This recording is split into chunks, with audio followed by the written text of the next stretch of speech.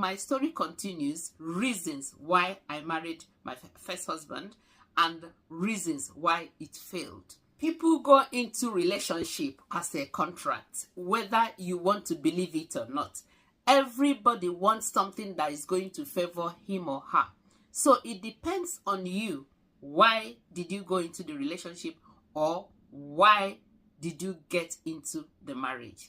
So, like my story continues, reasons why I married my first husband and reasons why it failed. Like you guys know, I told you earlier on, I am bringing experience from 3 different marriages. That is me. Some people might was like talk about it negatively. Some people might talk about it positively. But all the same, I am bringing some solutions. Through my mistakes, through certain things I did, I want people to learn from it. Okay. You must have watched my other videos. If you have not watched it, please go and watch. And follow this page as well, because you're going to learn a lot. Another thing I want to tell you is, if you have stories to share about relationship that you feel that people will benefit from, just message me and then we will talk about how we can meet in my podcast. Then you will tell people your mind and how you can help them. So now, I said earlier on, I went into an early marriage as a teenager. I told you guys, my parents were not doing very well at that time. In secondary school, I wanted to go to uni and so on. And knowing fully well that my parents might not be able to help me or sponsor me through the university, I made up my mind that any man that is going to be able to do that, I'm going to marry that man, whether or not I love the man. So many people are still doing it till today. But there are lots and lots of disadvantages when you try to do something like that. After I got married, I started waiting out for my visa because my husband was in America. I was in Nigeria. I started waiting for my visa. I was so young and he couldn't file for my papers that I don't know even whatever it's called then.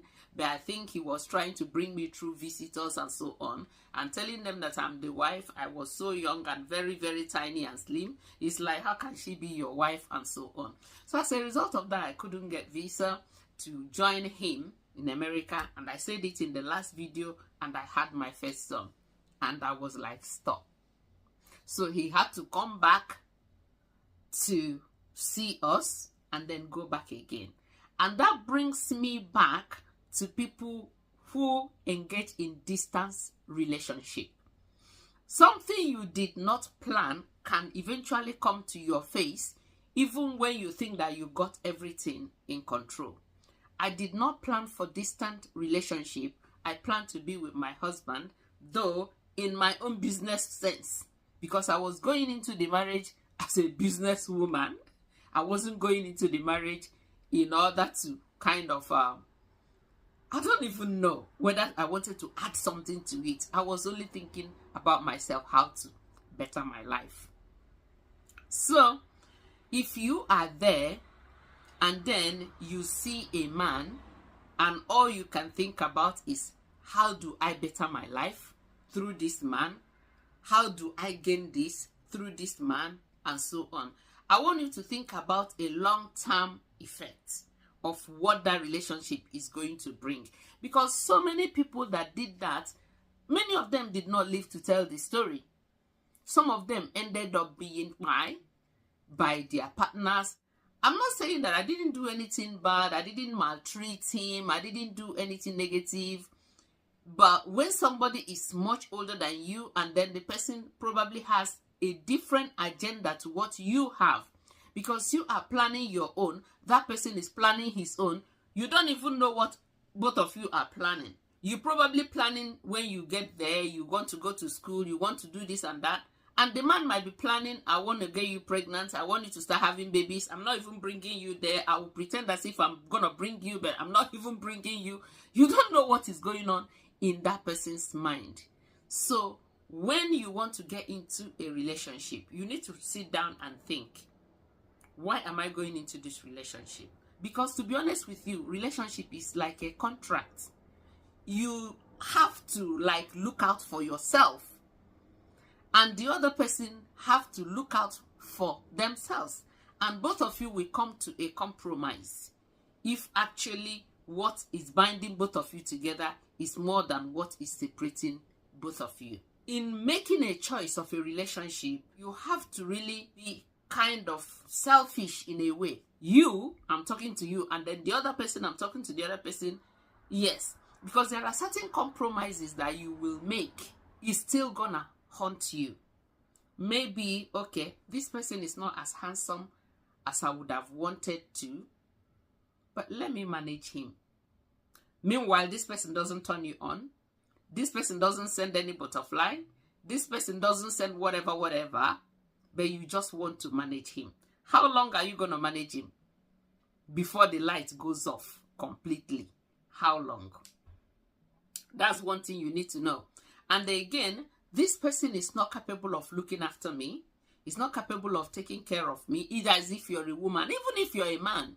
Because woman can take care of man as well. It depends on the type of taking care of that you're talking about. You get me? And you say, okay, let me just manage it. We are talking about long-term relationship here. Many of us, we're talking about marriage here. And you say, let me manage it. It is absolutely not working. I did that, but as a young girl. I'm still going to bring about my other marriages to you when I'm no longer a young girl, when I was ripe enough to know left and right, and still I made some mistakes. Yes, I made some mistakes, which I'm still going to tell you guys. Why am I bringing it? Just for people to learn, just for people who are in it already to know what to do.